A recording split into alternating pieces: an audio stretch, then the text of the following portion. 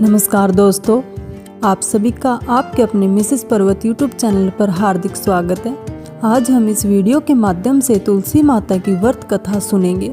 कार्तिक महीने में जो भी महिलाएं तुलसी माता की व्रत पूजा आदि करती हैं, उनको तुलसी माता प्रसन्न होकर उनको मनवांछित फल प्रदान करती है। तो चलिए आइए हम तुलसी माता की महिमा को जानते हैं कि किस किस पर तुलसी माता ने अपनी कृपा की और किस को क्या फल मिला। तो चलिए आइए कहानी को सुनते हैं। एक बार एक छोटे से गांव में एक छोटी सी लड़की अपने माता पिता के साथ रहती थी। धीरे धीरे वह लड़की बड़ी होने लगी। अब उसको समझ में आने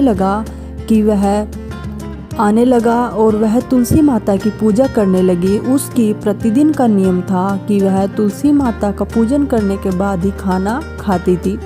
धीरे धीरे समय बीतने लगा और वह लड़की बड़ी हो गई और शादी के योग्य हो गई। उसके माता पिता ने उसकी शादी करवाई और उसको तुलसी माता का गमला साथ में दिया।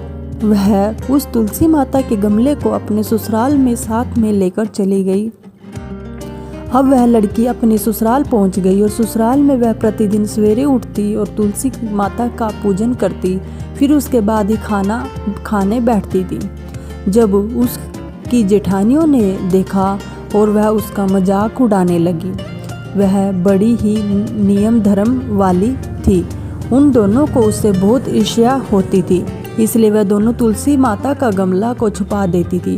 वह लड़की बड़ी मुश्किल से उस गमले को ढूंढ लेती और फिर तुलसी माता की पूजा करती और बाद में ही खाना खाती थी। जेठानियों ने देखा कि फिर लड़की ने गमला ढूंढ लिया और फिर एक दिन फिर जेठानियों ने उसके गमले को कहीं दूर पर फेंक दिया। उस दिन उस लड़की ने खाना भी नहीं खाया, क्योंकि उसका नियम था कि वह तुलसी माता का पूजन करने के बाद ही खाना खाती थी। उस लड़की की सच्ची भक्ति देखकर तुलसी माता उससे बहुत प्रसन्न हुई। उसके कमरे में तुलसी माता का गमला प्रकट हो गया। अगले दिन सुबह लड़की उठी तो देखती है उसकी खाट के चारों तरफ तुलसी माता का गमले ही गमले आ गए। यह देखकर वह लड़की बहुत प्रसन्न हो जाती है और वह सोचती है कि अब मेरी तुलसी माता को कोई नहीं चुरा सकता। पूजन करने के लिए मुझे कोई कहीं बाहर नहीं जाना पड़ेगा और कोई मेरी तुलसी माता को फेंक नहीं सकेगा। और वह जल्दी से उठकर स्नान करती और तुलसी माता का पूजन करती थी।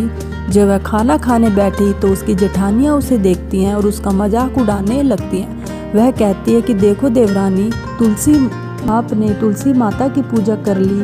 तब देवरानी ने कहा कि हाँ दीदी, देख लो मेरे कमरे में तुलसी जी लग रही है। फिर जेठानी अपनी देवरानियों के कमरे में जाती है और वहाँ पर चारों ओर तुलसी माता के गमला देखकर वह बहुत शर्मिंदा होती है और वह अपनी देवरानी तथा तुलसी माता से समय याचना करती है और कहती हैं कि छोटी, तुम्हारी भक्ति सच्ची है, हमने तुम्हें बहुत परेशान किया, हमें माफ़ कर दो। देवरानी कहती है दीदी कोई बात नहीं, मैंने तुम्हें माफ़ किया। वीडियो पसंद आए तो कमेंट बॉक्स में कमेंट करके ज़रूर बताना।